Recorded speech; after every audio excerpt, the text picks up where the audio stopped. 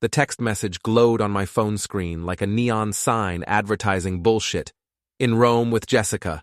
Girls trip. Miss you already. XOXO. Before we dive deeper into this story, I have one small request. Please subscribe, drop a like, comment, and hit that hype button to boost this channel so more people can discover these incredible Reddit stories. I'm Alex Dorsey, 39 years old, and I fix computers for a living. I'm not exactly what you'd call sophisticated, but I'm not stupid either. And right now, my wife Rachel's lie was so obvious it practically had its own zip code. See, here's the thing about lies. They leave traces. Like breadcrumbs, except these breadcrumbs cost $3,000 on our joint credit card. First-class tickets to Rome, hotel suite, romantic dinner reservations for two at some fancy Italian joint that probably charges $50 for pasta. And Jessica? Jessica Martinez dropped off some gallery paperwork at my office 2 hours ago. She was wearing a Starbucks apron and complaining about her double shift. Unless she'd invented teleportation, she wasn't sipping wine in the Eternal City. I sat in our pristine living room, all white furniture and abstract art that Rachel insisted made us look cultured, and scrolled through her Instagram. There it was. A selfie at the Trevi Fountain. Rachel looking radiant in that red dress I bought her for our anniversary. The caption read, "Making wishes with my bestie." But Instagram's a funny thing. It shows you more than you bargain for sometimes. I zoomed in on the fountain's reflection in the water behind her. There, clear as day, was the shadow of whoever took the photo. Tall, broad-shouldered, definitely male. Jessica's about 5'2" and built like a sparrow. Well, I muttered, taking a screenshot. If you're going to cheat, Rachel, maybe don't let the world's largest puddle sell you out. My phone buzzed. A text from my sister Tori. How's the wife's girls' trip going? I stared at that message for a long moment. Tori was an ex-cop, sharp as a razor, and she'd never liked Rachel. Said she had shark eyes behind all that charm. I'd always defended my wife, told Tori she was just jealous. Turns out ex-cops have good instincts. I forwarded the Instagram photo to Tori with a simple message. Look at the reflection in the water. Her response was immediate. Holy shit, Alex, I'm coming over. While I waited for Tori, I did what any self-respecting IT guy would do. I started digging. Our shared laptop had Rachel's email still logged in. Sloppy, but then again, she probably never expected her computer nerd husband to go full detective. The emails painted a picture that would have made Michelangelo weep. Months of correspondence with someone named Luca Moretti, not just friendly chatter. We're talking full-blown romance novel material. Plans for Rome, discussions about when we can be together properly, and enough steamy content to power a small Italian village. Luca Moretti. I Googled him while my blood pressure climbed toward stroke territory. 40 years old, owned 3 upscale restaurants in the city, divorced, looked like he'd stepped off a cologne advertisement. The kind of guy who probably called women Bella and meant it. The front door slammed. Alex? Tori's voice carried that particular tone she'd used when arresting drunk college kids. Where are you? Living room, I called back. Bring coffee, and maybe some whiskey. Tori appeared in the doorway, still in her security company uniform. She'd left the police force 3 years ago after a bad shooting, but she still carried herself like she could arrest you for breathing wrong. Her dark hair was pulled back in a no-nonsense ponytail, and her brown eyes, the same color as mine, were already scanning the room like a crime scene. Show me everything, she said, settling onto the couch beside me. I walked her through it all. The credit card statements, the emails, the Instagram photo with its damning reflection. Tori listened without interruption, her expression growing darker by the minute. This Luca guy, she said finally, studying his photo on my laptop screen. I know him. You know him? Ran into him a few times when I was on the force. His restaurants are clean, but he runs poker games in the back rooms. Nothing we could ever prove, but, she shrugged. Let's just say he's got connections. What kind of connections? The kind that make people disappear from Yelp reviews, Tori said dryly. But that's not your problem right now. Your problem is deciding what you're going to do about this. I stared at the laptop screen, at months of my wife's betrayal laid out in black and white. Rachel, who'd sworn she loved me at our wedding 5 years ago. Rachel, who'd cried when I surprised her with the gallery space for her art business. Rachel, who'd been screwing some Italian Romeo while I worked 60-hour weeks to pay for her dreams. I'm going to destroy her, I said quietly. Tori raised an eyebrow. Legally, I hope. Oh, absolutely legally. I pulled up Rachel's Instagram again, staring at that reflection in the fountain. But I'm going to make sure everyone sees exactly who my wife really is. My phone buzzed with another text from Rachel. Wish you were here. The pasta is amazing. I showed Tori the message. She snorted. Pasta? Right. I bet it is. You know what the beautiful thing is? I said, my fingers hovering over the keyboard. She thinks I'm an idiot. She thinks I'll never figure it out because I'm just some blue-collar computer geek who doesn't understand her sophisticated world. And she's about to learn that underestimating people is a dangerous game. I typed back, enjoy your pasta. Take lots of pictures. I love seeing your reflections in the water. I hit send and turned off the phone. That's it? Tori asked. That's the beginning, I said. Tomorrow I'm calling a lawyer. Tonight I'm planning the most spectacular social destruction this neighborhood has ever seen. Tori grinned, and for a moment she looked exactly like she had when we were kids plotting revenge against the bullies who'd stolen my lunch money. I'm in, she said. What do you need? Everything you can find on Luca Moretti. His business, his habits, his weaknesses, and I need you to help me move out of this house before Rachel gets back. When does she return? Sunday night. That gives us 3 days to prepare. Prepare for what? I looked around the living room, at all the expensive furniture and pretentious art that Rachel had insisted we needed to fit in with her crowd. Her parents' money had bought most of it, along with their constant reminders that their daughter had married beneath her station. To show everyone exactly what kind of person Rachel Dorsey really is, I said, starting with her parents. Tori's grin widened. This is going to be fun. Friday morning arrived gray and drizzling, which seemed appropriate for the end of my marriage. I'd barely slept, spending most of the night documenting Rachel's betrayal and planning my next moves.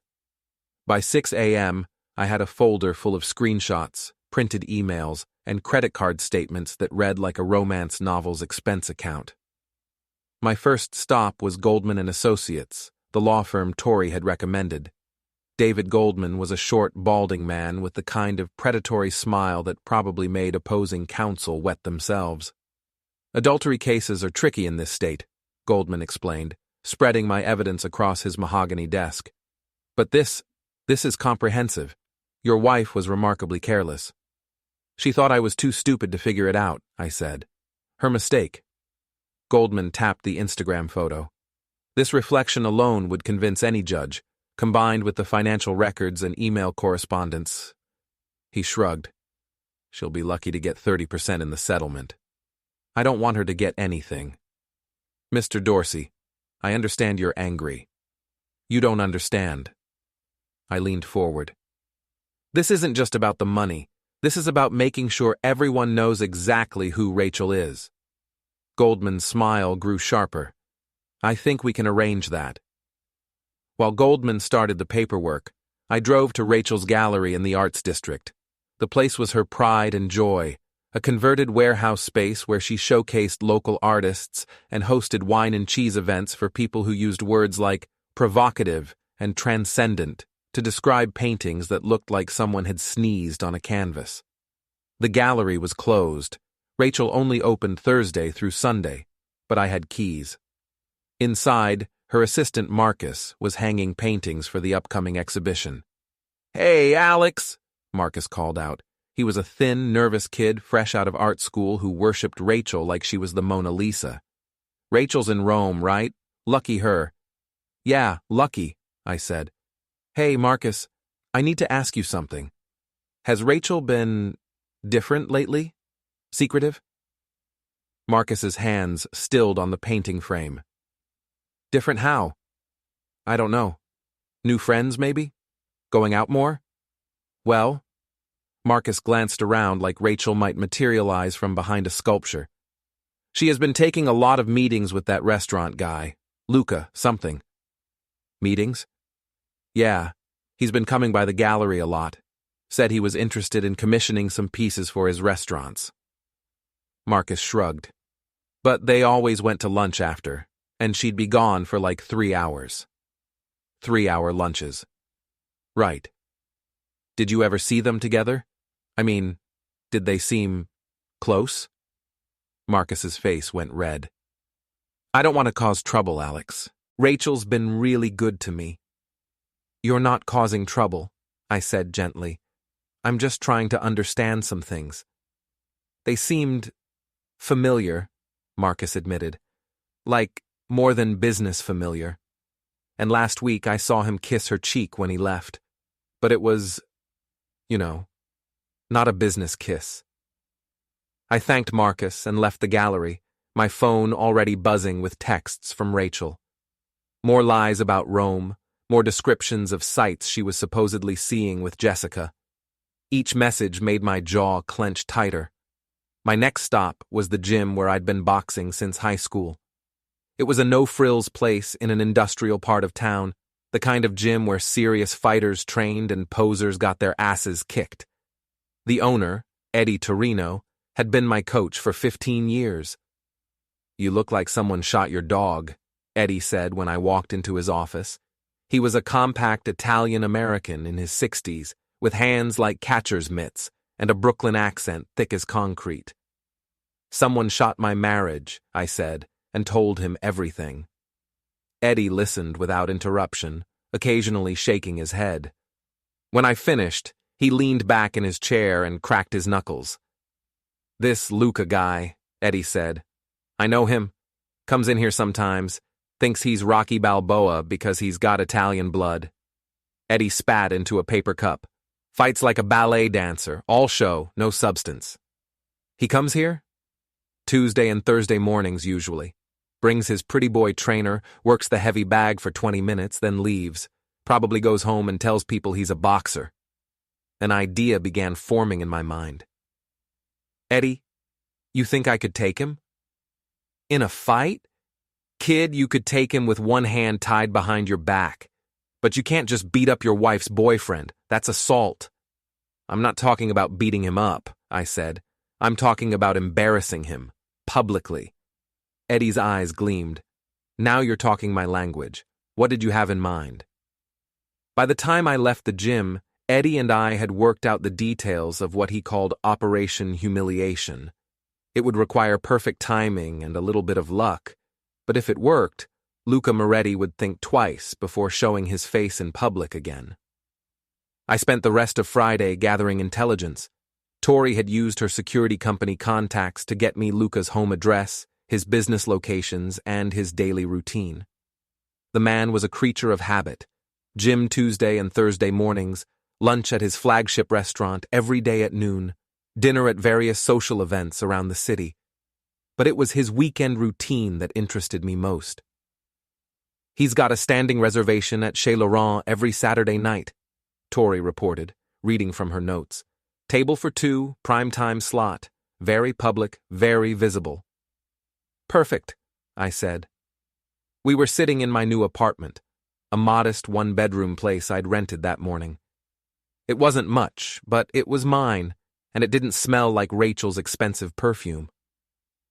"You sure about this plan?" Tori asked. "Once you start this war, there's no going back." "She started the war when she decided to humiliate me in Rome," I said. "I'm just finishing it." My phone rang. Rachel's number flashed on the screen. "Answer it," Tori whispered. "Act normal." "Hey, babe," I said, injecting fake warmth into my voice. Alex? Oh my God, you should see this sunset over the Colosseum. It's absolutely magical. Rachel's voice was breathless with fake excitement. I wish you were here. I bet you do, I said. How's Jessica enjoying it? A tiny pause. Oh, she's in the shower right now. We had such a long day walking around. Sounds exhausting, I said. All that walking around. I hope you're staying hydrated. We are. Lots of wine. Rachel laughed, but it sounded forced. Listen, I should go. We have dinner reservations. Have fun, I said. Take lots of pictures. I love seeing what you're up to. After I hung up, Tori shook her head. She's not even good at lying. No, she's not, I agreed, which is going to make this so much easier. Saturday arrived with clear skies and perfect visibility, ideal conditions for public humiliation. I spent the morning at the gym, working out my frustrations on the heavy bag, while Eddie refined our plan. Remember, Eddie said, wrapping my hands, this isn't about hurting him. This is about showing everyone what kind of man he really is. I remember. And if he swings first? Then I defend myself, I said, grinning. Vigorously. At 7 p.m., Tori and I positioned ourselves at a coffee shop across from Chez Laurent. Through the restaurant's large windows, we could see Luca at his usual table, dressed in an expensive suit and checking his phone constantly. He's nervous, Tori observed. Probably wondering why his girlfriend isn't texting him from Rome. She is texting him, I said, showing Tori my phone. I'd been monitoring Rachel's social media all day, watching her post pictures from Rome while simultaneously sending lovey-dovey messages to Luca's number, which I'd found in her email contacts. You're evil, Tori said admiringly. I'm thorough, I corrected. At 7:30, I walked into Chez Laurent. The maitre d' tried to stop me. I wasn't exactly dressed for their dress code in my jeans and boxing gym t-shirt, but I pushed past him toward Luca's table. Luca looked up as I approached, his handsome face shifting from confusion to recognition to alarm in the space of 3 seconds. Alex Dorsey, I said, loud enough for nearby tables to hear. Rachel's husband. Mind if I sit down? Luca Moretti looked like he'd swallowed a live grenade.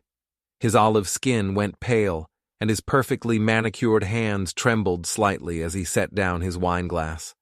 The restaurant's ambient chatter seemed to quiet around us, as if the universe itself was leaning in to listen. I don't think we've been properly introduced, Luca said, his voice carrying just a trace of an accent that sounded about as authentic as a $3 bill. Oh, but we have so much in common, I said, settling into the chair across from him without invitation. We both know my wife intimately, though I'm guessing you know her better than I do these days. Luca's eyes darted around the restaurant. Several other diners were now openly staring at our table. Chez Laurent prided itself on discretion and quiet elegance, the kind of place where people paid premium prices to avoid exactly this kind of scene. I think there's been some misunderstanding, Luca said, attempting to regain his composure. Rachel and I have a professional relationship. I'm commissioning some artwork. For your restaurant in Rome?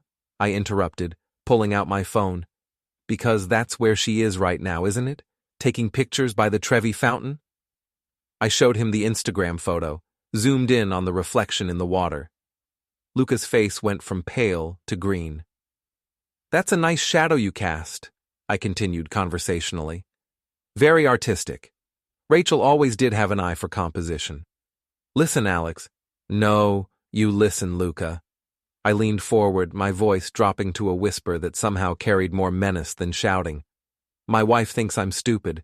She thinks I'm just some blue-collar nobody who fixes computers and doesn't understand her sophisticated world. But here's the thing about us stupid guys. We notice details. I pulled out a folder and began spreading photographs across the white tablecloth. Screenshots of emails, credit card statements, more social media photos. Each piece of evidence landed with the soft whisper of paper on linen, but the impact was nuclear. 3 months of planning, I said. Hotel reservations, restaurant bookings, first-class flights. All paid for with my money, of course. Rachel never did like spending her own cash. Luca tried to grab the photos, but I was faster. Years of boxing had given me quick reflexes, and I caught his wrist before he could scatter the evidence. I said. These are copies. I've got plenty more at home, and with my lawyer, and with a few other interested parties. What do you want? Luca hissed. I want you to understand something, I said, releasing his wrist. This isn't just about you sleeping with my wife.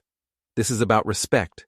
You disrespected me, my marriage, and my home, and now everyone's going to know exactly what kind of man you are.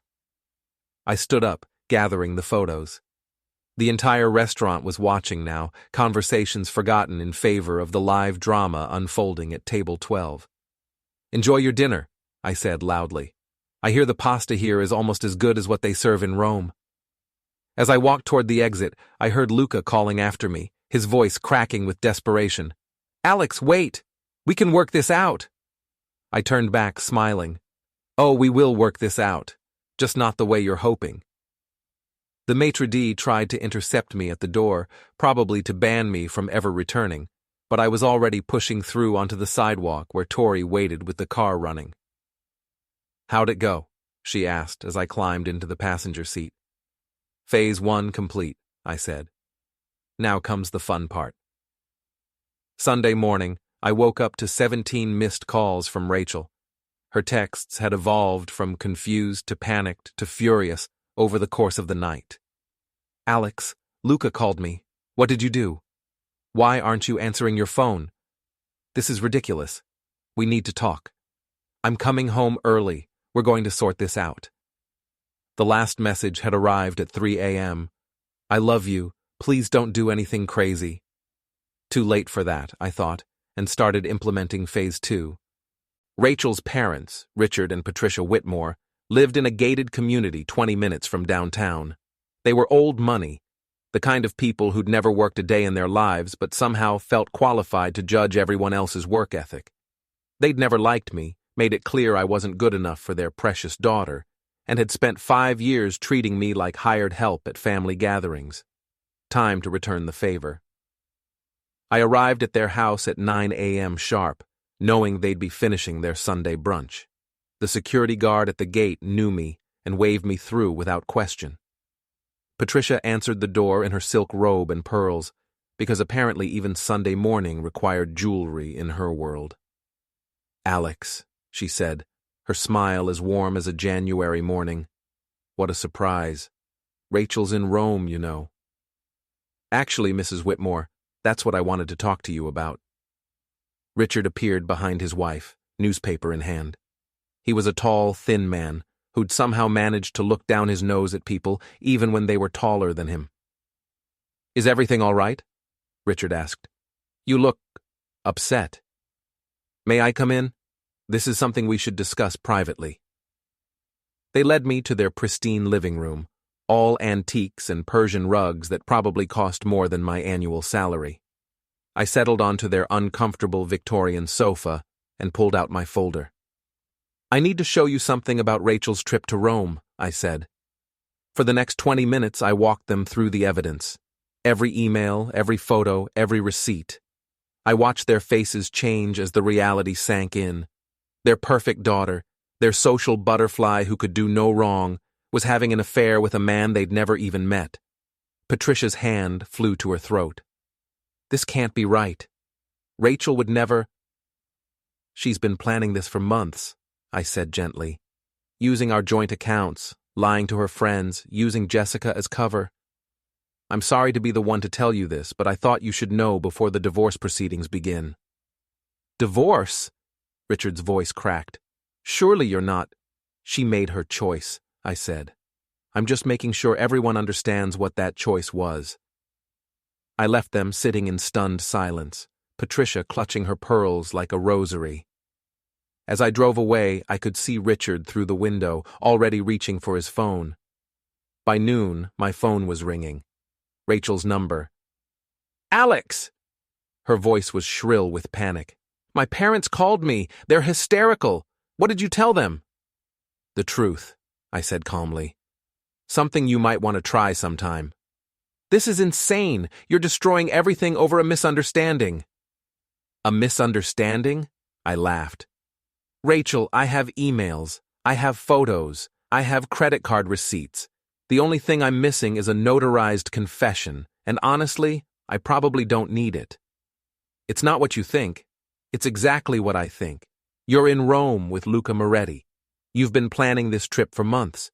You used Jessica's name as cover, spent our money on romantic dinners, and posted pictures that show his reflection in the fountain. The only question is whether you're stupid or just think I am. Silence on the other end of the line. I'm filing for divorce tomorrow, I continued.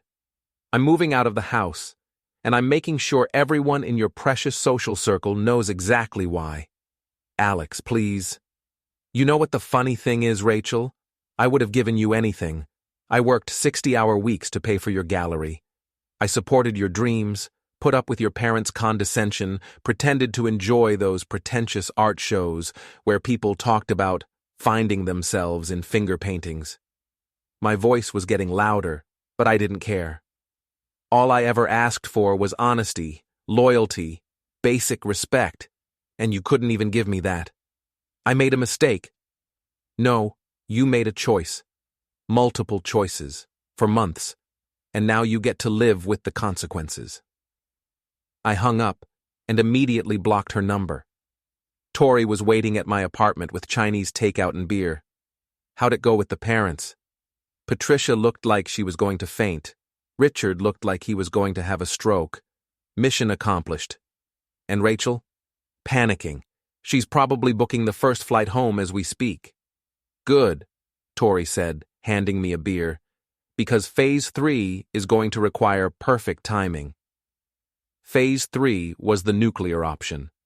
While Rachel was scrambling to get home from Rome, I was preparing to systematically destroy her social standing in ways that would make her parents' disappointment look like a gentle critique. Rachel's social circle was built on gossip, appearances, and carefully maintained reputations. These were people who cared more about perception than reality, who would drop a friend at the first hint of scandal. They were shallow, judgmental, and absolutely perfect for my purposes. I started with Jessica Martinez, the unwitting accomplice in Rachel's alibi scheme. Jessica worked at a coffee shop near the gallery and had always been friendly to me, probably because I was one of the few people in Rachel's orbit who didn't treat service workers like furniture. Alex! Jessica smiled when I walked into the coffee shop Monday morning. How was Rachel's Rome trip? I saw her Instagram posts. It looked amazing. It was amazing, I agreed, though I was surprised you didn't post any pictures yourself. Jessica's smile faltered slightly. Pictures. From Rome. Rachel said you two were having such a great time together. What? Jessica's face went pale. Alex, I wasn't in Rome. I was working double shifts all weekend. Rachel asked me to tell people we were traveling together, but I thought she meant as like a cover story for a surprise or something. A surprise, I repeated. Yeah, it was definitely that. I pulled out my phone and showed her the Instagram photo with Luca's reflection circled in red. Oh my God, Jessica whispered. She used me as an alibi to cheat on you. Looks that way. Jessica's expression shifted from shock to anger. She'd always looked up to Rachel, saw her as a successful role model. Learning she'd been used as cover for an affair hit her like a physical blow. That witch, Jessica said, then immediately looked embarrassed. Sorry, I know she's your wife. Soon-to-be ex-wife, I corrected. And don't apologize. You're not wrong. By the time I left the coffee shop, Jessica was already texting her friends. The story would spread through the service industry network within hours. Baristas, servers, gallery assistants, all the people Rachel's crowd ignored, but who saw and heard everything. Next stop, Rachel's book club. The Riverside Literary Society met every Monday at 2 p.m. in the private dining room of the Riverside Country Club. 12 women, all married to successful men, all competing to see who could be the most cultured and sophisticated. Rachel had joined 2 years ago, desperate to fit in with what she called the right kind of people. I knew their schedule because Rachel had made me drive her to meetings when her car was in the shop. I also knew they were all gossips who would sell their own mothers for a juicy scandal. I waited in the country club parking lot until the meeting ended, then approached Margaret Hoffman as she walked to her Mercedes. Margaret was the group's unofficial leader, a 60-something woman whose husband owned half the commercial real estate in the city. "Mrs. Hoffman?" I called out. "Could I speak with you for a moment?" Margaret turned, her perfectly styled silver hair catching the afternoon sun. "Alex, isn't it? Rachel's husband? How nice to see you." "I'm afraid I have some difficult news about Rachel," I said. "She won't be able to attend meetings for a while." "Oh? Is everything all right?" I handed her a manila envelope. "She's in Rome right now with another man.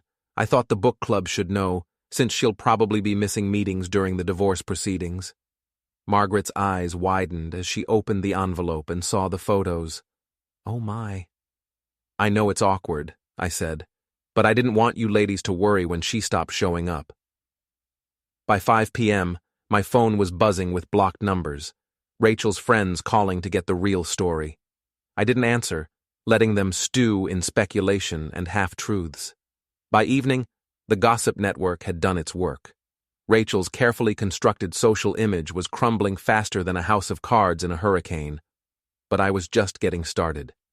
Tuesday morning brought the kind of crisp autumn weather that made everything seem possible. I woke up in my modest apartment feeling better than I had in months, like a weight had been lifted from my shoulders. For the first time in years, I didn't have to pretend to be someone I wasn't. My phone showed 43 missed calls from various numbers, Rachel trying to reach me through friends, family, probably random strangers at this point. I'd changed my number Monday night, but somehow she kept finding new ways to track me down. The only call I answered was from David Goldman, my lawyer. "Your wife's attorney called," Goldman said without preamble. "They want to negotiate." "Already? She just got back from Rome yesterday. Apparently her parents hired Rebecca Chen from Morrison, Chen & Associates. Top-tier divorce attorney, very expensive. They're pushing for an immediate settlement conference." "What kind of settlement?" 50-50 split of assets, spousal support, the usual. They're claiming irreconcilable differences, trying to avoid the adultery angle entirely. I laughed. "Tell them to go to hell." "Alex, I have to advise you that a prolonged court battle could be expensive." "I don't care about expensive. I care about making sure everyone knows exactly what kind of person Rachel is. How long can we drag this out?" "Months, if we're thorough. Discovery alone could take..." "Perfect. Do it." After hanging up with Goldman, I drove to Eddie's gym for my morning workout. Word had already spread through the boxing community about my situation. Fighters were notorious gossips, and Eddie had a big mouth when it came to defending his guys. "Look who's here," called out Tommy Ricci, a heavyweight who'd gone pro last year. "The guy who's making all the rich boys nervous." "What do you mean?" I asked, wrapping my hands. "Luca Moretti," Eddie said, grinning. "Canceled his training sessions. Word is he's laying low until this whole thing blows over." "Coward," Tommy spat. "Real men face their problems head on." "Speaking of facing problems," Eddie said, "you ready for today?" Today was Tuesday, Luca's usual gym day. Even though he'd canceled his sessions, I had a feeling he might show up anyway. Guys like him couldn't stay away from their routines for long, and he probably figured I wouldn't be bold enough to confront him twice. He was wrong. At 10 a.m., Luca's silver Maserati pulled into the gym parking lot. Through the window, I could see him talking on his phone, gesturing animatedly. Probably getting advice from his lawyer, or maybe just getting yelled at by Rachel. He sat in the car for 5 minutes before finally getting out. He was dressed in expensive workout gear that had probably never seen actual sweat, and he moved like a man walking to his own execution. I was waiting by the heavy bags when he entered the gym. "Alex," he said, his voice carefully neutral. "I didn't expect to see you here." "It's my gym," I said. "I've been training here for 15 years. You're the visitor." Eddie appeared beside me, arms crossed. "Everything okay here, boys?" "Just fine," I said, never taking my eyes off Luca. Luca was just leaving. "Actually," Luca said, some of his arrogance returning, "I have as much right to be here as anyone. I pay my membership fees." "Interesting philosophy," I said. "You seem to think paying money gives you the right to take whatever you want." "I don't know what you mean." "Sure you do. You paid for dinners, hotel rooms, flights to Rome. Figured that gave you the right to my wife." The gym had gone quiet. Other fighters had stopped their workouts to watch the confrontation unfold. This was better than cable TV. "Your marriage problems aren't my fault," Luca said. "If Rachel was unhappy—" "Rachel was bored," I interrupted. "There's a difference. She got tired of her boring husband with his boring job and his boring life, so she went looking for excitement, and you were stupid enough to think that made you special." Luca's face flushed. "You don't know what you're talking about." "I know exactly what I'm talking about. You're a midlife crisis with a fake accent and an expensive car. Rachel's not the first married woman you've screwed, and she won't be the last. The only difference is, this time, there are consequences." "Are you threatening me?" I smiled. "I don't make threats, Luca. I make promises. And I promise you this. By the time I'm done, everyone in this city will know exactly what kind of man you are. You can't destroy my reputation over some personal grudge. Watch me." I turned to Eddie. "You still got those contacts at the health department?" Eddie's grin was evil. "Might know a guy or two." Luca went pale. "You can't—" "I can't what? Report health code violations at your restaurants? Anonymous tips about the gambling in your back rooms? Tax fraud investigations? Luca, you have no idea what I can do." "This is harassment." "This is consequences," I corrected. "You made a choice to destroy my marriage. Now I'm making a choice to destroy everything you've built. Seems fair to me." Luca looked around the gym, seeing nothing but hostile faces. These were working-class guys who'd built their lives through sweat and sacrifice, and they had no sympathy for some rich boy who thought he could take whatever he wanted. "This isn't over," Luca said, backing toward the exit. "You're right," I agreed. "It's just getting started." After Luca left, the gym erupted in cheers and backslaps. Eddie bought a round of protein shakes, and Tommy started planning ways to accidentally run into Luca around town. But I wasn't done yet. Not even close. Wednesday brought news that Rachel had moved back in with her parents. According to my surveillance, according to Mrs. Henderson, the Whitmore's gossipy neighbor who'd always liked me, Rachel had arrived at her parents' house Tuesday night with 6 suitcases and a face full of tears. She looked terrible, Mrs. Henderson reported during our chance encounter at the grocery store. Hasn't left the house since she got back. Patricia's been screening all her calls. "I'm sorry to hear that," I said, not sorry at all. "Such a shame," Mrs. Henderson continued. "And right before the gallery's big exhibition, too. I heard several artists are pulling their work." This was news to me.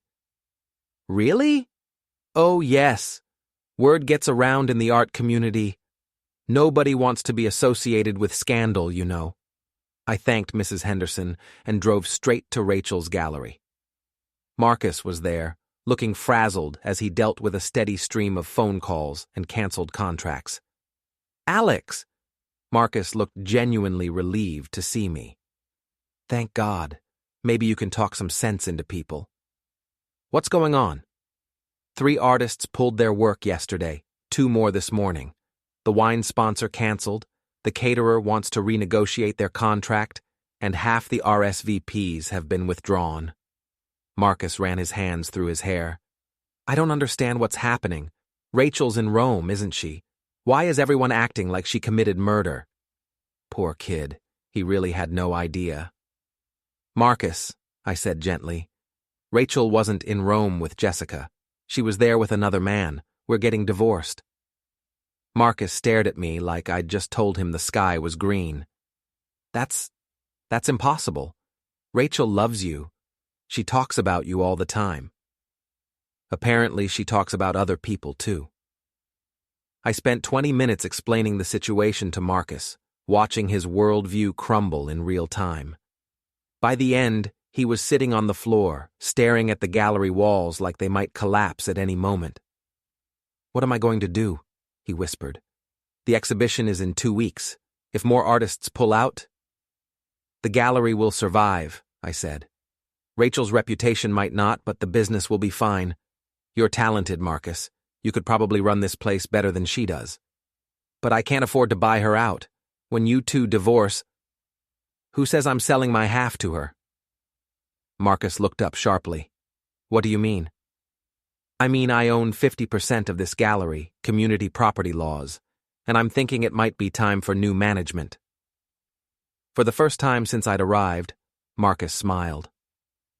Thursday brought the first direct retaliation from Rachel's camp. I arrived at work to find my boss, Janet Morrison, waiting by my desk with a grim expression. "We need to talk," Janet said, leading me into her office. Janet was a no-nonsense woman in her 50s who'd built Morrison Tech Solutions from a one-person operation into a 50-employee company. She was fair but tough, and she didn't tolerate drama in the workplace. "I got a call yesterday," Janet said, settling behind her desk. "From Rebecca Chen, attorney at Morrison, Chen and Associates. No relation, by the way, despite the name." "What did she want?" "She wanted to discuss your harassment campaign against her client's husband. Apparently you've been making threats, interfering with his business, causing him emotional distress." I laughed. "Emotional distress? The guy's been screwing my wife for months." "I don't care if he's been screwing the entire Dallas Cowboys cheerleading squad," Janet said sharply. "I care about my company's reputation. Chen was very clear that if you continue this behavior, they'll file harassment charges and name Morrison Tech as a co-defendant for failing to control their employee." "That's ridiculous." "Maybe, but it's also expensive to defend against, even if we win.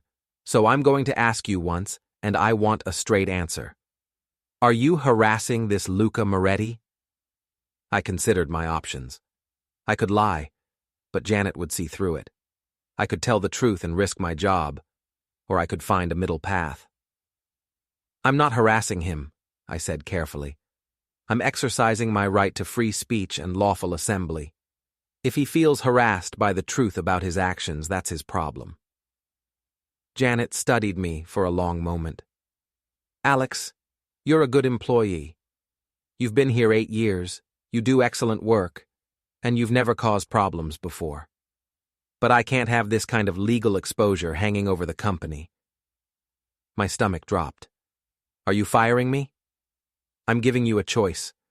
Drop this vendetta against Moretti or find another job. You've got 2 weeks to decide." I left Janet's office feeling like I'd been punched in the gut. Losing my job would complicate everything. The divorce, my plans for revenge, my ability to support myself during the legal battle. But it also made me angrier than I'd been since this whole thing started. I called Tori from my car. "They're playing hardball," I told her. "Good," Tori said. "That means we're winning. Scared people make mistakes. I might lose my job." "So? You're about to own half an art gallery. Besides, I've got something that might cheer you up." "What?" "Remember how I said Luca runs poker games in his restaurant back rooms? Well, I may have mentioned that to a friend of mine who works for the State Gaming Commission. Purely hypothetical conversation, you understand. Tori, you didn't. I didn't do anything. But if someone were to call in an anonymous tip about illegal gambling, and if that tip happened to coincide with a major poker game scheduled for this Friday night, well, that would just be a coincidence." I grinned. "What time Friday?" 9 p.m. "But Alex, you can't be anywhere near there when it goes down. You need an airtight alibi." "Don't worry about that. I've got plans Friday night." "What kind of plans?" "The kind that involve Rachel's book club and a very public appearance at the country club with witnesses." Friday night, I put on my best suit and drove to the Riverside Country Club.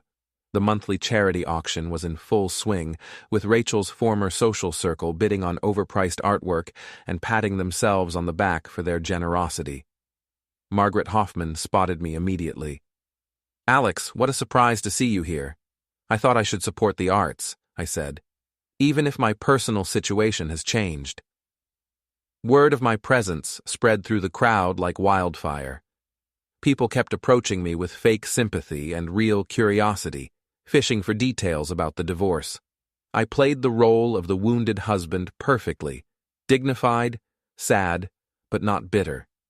At exactly 9:15 p.m., my phone buzzed with a text from an unknown number. Package delivered. 20 minutes later, the local news app sent out a breaking news alert. Police raid downtown restaurant. Arrest 12 in illegal gambling operation. I was surrounded by witnesses when I checked my phone and saw the news. My expression of surprise was Academy Award worthy. "Oh my," I said, loud enough for nearby conversations to pause. "Isn't this Luca Moretti's restaurant? The one Rachel was friendly with?" Margaret Hoffman nearly choked on her wine. "The man she was seeing?" "I probably shouldn't say anything," I said, putting on my best concerned citizen voice. "But if he's involved in illegal activities, well, it makes you wonder what else he might be capable of." By Saturday morning, the story had exploded across social media. Photos of Luca being led away in handcuffs, his restaurant cordoned off with police tape, quotes from unnamed sources about his history of questionable business practices. Rachel tried to call me 17 times. I didn't answer, but I did send her a text. "Saw the news about your boyfriend. Hope Rome was worth it." Her response was immediate. "We need to talk. This has gone too far." I typed back, "You're right, it has gone too far. But you started this war, Rachel. I'm just better at fighting it." The war was far from over, but for the first time since I'd seen that reflection in the Trevi fountain, I felt like I was winning. Sunday morning arrived with the kind of biblical storm that made you believe in divine intervention. Thunder rolled across the city like God's own bowling ball, and rain lashed against my apartment windows, hard enough to rattle the glass. It seemed appropriate for what was about to be the final act of this whole mess. I was drinking coffee and reading the newspaper coverage of Luca's arrest when my buzzer rang. The building's intercom crackled to life, and through the static, I heard a voice I'd been expecting. "Alex, it's me. Please, we need to talk." Rachel stood in my doorway, looking like she'd aged 5 years in the past week. Her usually perfect hair was pulled back in a messy ponytail, her designer clothes had been replaced with jeans and a wrinkled sweater, and her eyes were red-rimmed from crying or lack of sleep or both. "Nice weather we're having," I said, not inviting her in. "Alex, please, can I come in? I'm getting soaked out here." I stepped aside and let her enter. She looked around my modest apartment with barely concealed disdain. This place was a far cry from our former home with its expensive furniture and pretentious art. "Coffee?" I offered. "I don't want coffee. I want my life back." "Should have thought of that before you decided to tour Italy with your boyfriend." Rachel collapsed onto my couch like a marionette with cut strings. "It wasn't supposed to happen like this. It got complicated." Complicated. I sat across from her in my single armchair. "Is that what we're calling adultery now? I never meant to hurt you. But you did it anyway." Rachel was quiet for a long moment, staring at her hands. When she finally looked up, there were tears in her eyes. "I was lonely, Alex. You were always working, always tired. We barely talked anymore, barely touched. I felt like I was disappearing. So you decided to find yourself in Luca Moretti's bed." "It wasn't like that." Rachel's voice cracked. "He made me feel alive again, important, like I mattered." "You mattered to me." "Did I? When was the last time you really looked at me, Alex? Not just glanced up from your computer or your phone, but really looked at me? I wanted to argue, but the truth was, I couldn't remember. We'd fallen into the routine that kills so many marriages. Work, sleep, repeat. Somewhere along the way, we'd stopped being lovers and become roommates. That doesn't excuse what you did, I said finally. I know. Rachel wiped her eyes. I know I screwed up. But did you have to destroy everything? My reputation, my business, my friends? Even my parents barely speak to me now. You destroyed those things when you decided to cheat. I just made sure people knew about it. And Luca? Did he deserve to lose his restaurants, his freedom? I shrugged. He was running illegal gambling operations. I just made sure the right people found out about it. You orchestrated his arrest. I provided information to the appropriate authorities. If he wasn't breaking the law, it wouldn't have mattered. Rachel stared at me like I was a stranger. What happened to you? You used to be kind, gentle. This isn't the man I married. The man you married was a fool, I said. He worked himself to death trying to make his wife happy, ignored all the warning signs, and let himself be made a fool of by people who thought he was too stupid to fight back. Alex, that man is gone, Rachel. You killed him when you decided I wasn't worth your loyalty. We sat in silence for several minutes, listening to the storm rage outside. Finally, Rachel spoke again. What do you want? To end this, I mean. What would it take? I want you to admit what you did, publicly. I want you to stop trying to spin this as some mutual breakdown of our marriage. I want you to tell the truth for once in your life. And if I do that, then maybe we can end this divorce without destroying each other completely. Rachel considered this. What about Luca? What about him? Will you leave him alone? Luca made his own choices. He's dealing with the consequences of those choices, just like you are. He's in jail, Alex. He could lose everything. He should have thought of that before he decided to screw another man's wife. Rachel flinched at my bluntness. You really hate me, don't you? I thought about that question. Did I hate her? A week ago I would have said yes without hesitation. But sitting here, looking at this broken woman who used to be my wife, I felt something more complicated than hate. I hate what you did, I said finally. I hate the lies, the betrayal, the way you made me feel like an idiot for trusting you. But you? I don't know what I feel about you anymore. I still love you. No, you don't.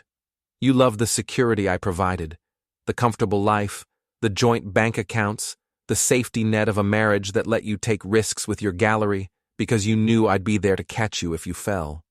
That's not true. Isn't it? When was the last time you asked me about my day, my dreams, my fears? When was the last time you saw me as anything more than a paycheck and a safety net? Rachel opened her mouth to argue, then closed it. Because we both knew I was right. So what now? She asked. Now you go back to your parents' house, and you think about what you're willing to admit to make this end, and I'll think about whether I'm willing to let it end. What do you mean? I mean I'm having fun, Rachel. For the first time in years, I feel alive. I feel powerful. I feel like I matter, and that's a hard feeling to give up. Rachel stood up, her face pale. You're scaring me. Good. Maybe now you understand how I felt when I found out about Rome. After Rachel left, I called Tori. How'd it go? She asked. She wants to negotiate. Offered to admit fault if I back off. You going to take the deal? I don't know. Part of me wants to keep going, see how far I can push this.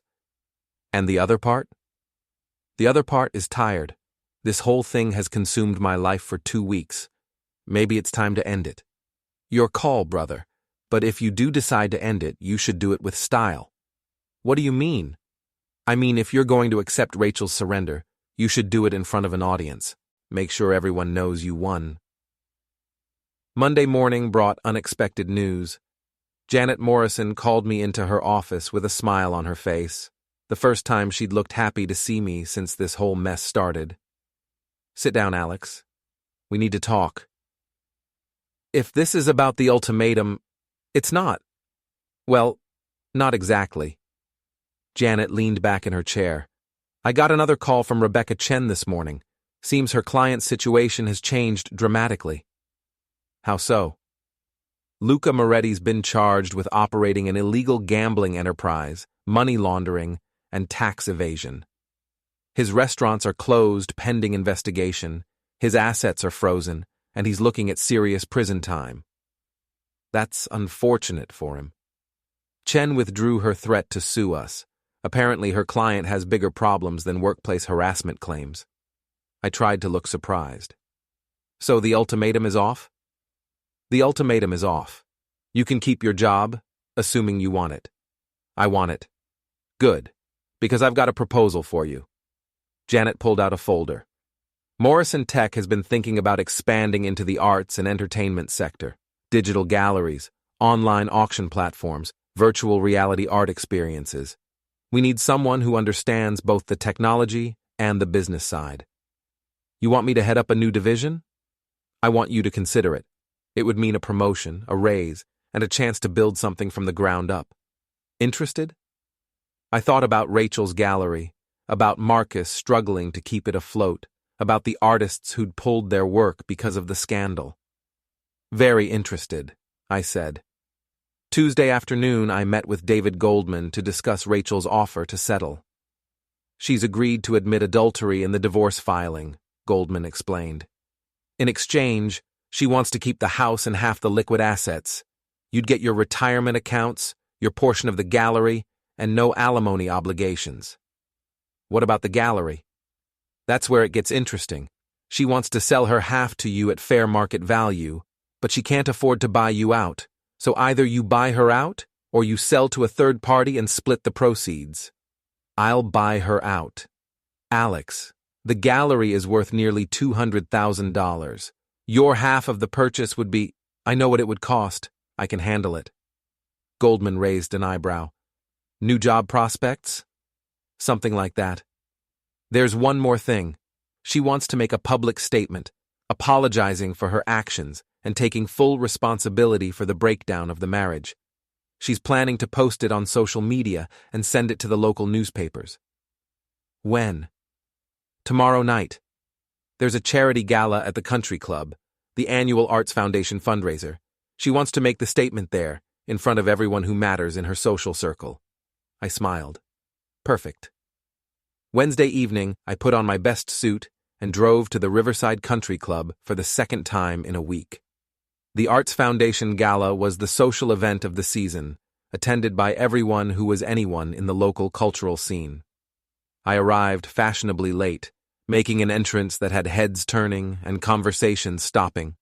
Word of my presence spread through the crowd like ripples on a pond. Rachel was already there, standing near the stage with her parents. She looked beautiful in a black evening gown, but there was something defeated in her posture that hadn't been there before. Margaret Hoffman approached me with barely concealed excitement. "Alex, how brave of you to come tonight." "I wouldn't miss it," I said. "I hear Rachel has something important to say." "Oh yes, everyone's talking about it. Such a difficult situation for everyone involved." The evening's program began at 8 o'clock. There were speeches about the importance of supporting local arts, presentations of grants and awards, and the usual self-congratulatory nonsense that made these events feel more like mutual admiration societies than charitable functions. Finally, the Master of Ceremonies introduced Rachel. "Ladies and gentlemen, we have a special statement tonight from one of our community's most dedicated arts advocates, Rachel Dorsey." Rachel walked to the podium on unsteady legs. The room fell silent, 300 people leaning forward to catch every word. "Thank you," Rachel began, her voice barely above a whisper. She cleared her throat and tried again. "Thank you for allowing me to speak tonight." She pulled out a piece of paper with shaking hands. "I want to address the rumors and speculation that have been circulating about my personal life. It's important that you hear the truth from me directly." Rachel's voice grew stronger as she continued. 2 weeks ago, My husband Alex discovered that I was having an extramarital affair. The discovery came when he found evidence of a trip I took to Rome with another man while claiming to be traveling with a friend. Gasps and murmurs rippled through the audience. This was better than reality TV. I want to be clear that Alex did nothing wrong. He was a faithful, loving husband who worked tirelessly to support my dreams and ambitions. The failure of our marriage is entirely my fault. Rachel's voice cracked, but she pressed on. I betrayed his trust, violated our vows, and caused immeasurable pain to someone who deserved none of it. I used friends as unwitting accomplices in my deception, and I brought scandal to organizations and causes that I care deeply about. She looked directly at me for the first time since taking the stage. Alex, I know you're here tonight, and I want you to know how deeply sorry I am. You deserved better than what I gave you, and I hope someday you can forgive me. Rachel folded the paper and stepped back from the microphone. The room was silent for a moment, then scattered applause began, not enthusiastic, but polite acknowledgement of her courage in making such a public confession. I stood up from my table and began walking toward the stage. Conversation stopped as people realized what was happening. Rachel watched me approach with a mixture of hope and fear in her eyes. I took the microphone from the master of ceremonies and looked out at the crowd, 300 of the city's most influential people, all waiting to see what I would do. Thank you, Rachel, I said, my voice carrying clearly through the room's sound system. That took courage. I turned to address the audience. Ladies and gentlemen, I want to thank you for your support over the past 2 weeks. This has been the most difficult period of my life, and the kindness shown by friends and strangers alike has meant more than you know. I paused, letting my words sink in. Rachel and I are getting divorced. That's not a secret anymore. But I want you to know that despite everything that's happened, I don't hate her. I'm disappointed, hurt, and angry, but I don't hate her. I looked back at Rachel, who was crying openly now. We both made mistakes in our marriage. I got so focused on providing for our future that I forgot to live in our present. I worked too much, communicated too little, and took for granted the most important relationship in my life. The crowd was hanging on every word. Rachel made a terrible choice, but it didn't happen in a vacuum. We both let our marriage deteriorate until she felt she had to look elsewhere for connection and excitement. I turned back to the audience. I'm telling you this because I want you to understand something. Divorce doesn't have to destroy people. Yes, Rachel made a mistake, a big one. But she's also a talented businesswoman, a dedicated supporter of the arts, and someone who has contributed enormously to this community. I could see people in the crowd nodding, their expressions softening. I hope that as time passes, you'll remember Rachel for her contributions, not just her mistakes. She deserves a chance to rebuild her life and her reputation. I handed the microphone back to the master of ceremonies and walked off the stage. The room erupted in applause, genuine this time, appreciative of what they'd just witnessed. Rachel caught up with me in the hallway outside the ballroom. Alex, wait. I turned to face her. Why did you do that? You could have destroyed me completely up there. Because destroying you wouldn't have made me feel better. It would have just made me a different kind of person than I want to be. So this is really over? The war, I mean? It's over, Rachel. We can finalize the divorce quietly, split our assets fairly, and move on with our lives. And you'll really let me keep my reputation intact? Your reputation is your responsibility now. I won't attack it, but I won't defend it either. You'll have to rebuild it yourself. Rachel nodded, tears streaming down her face. Thank you. Don't thank me yet. Thank me in 5 years if you've used this chance to become a better person. I left Rachel standing in the hallway and walked out into the night. The storm had passed, leaving the air clean and fresh. For the first time in weeks, I felt like I could breathe freely. 3 months later, I was sitting in my new office at Morrison Tech, reviewing plans for our arts division expansion, when Tori knocked on my door. "Got a minute?" she asked. "Always. What's up?" "Thought you'd want to know. Luca Moretti pled guilty to all charges. He's looking at 3 to 5 years in federal prison." "And Rachel?" "Heard she's dating someone new, a doctor from the hospital foundation. Seems like a decent guy." "Good for her." "You mean that?" I thought about it. "Yeah, I do. She deserves to be happy. We both do." Tori smiled. "You know what? I think you're going to be just fine." She was right. I was going to be more than fine. I was going to be free.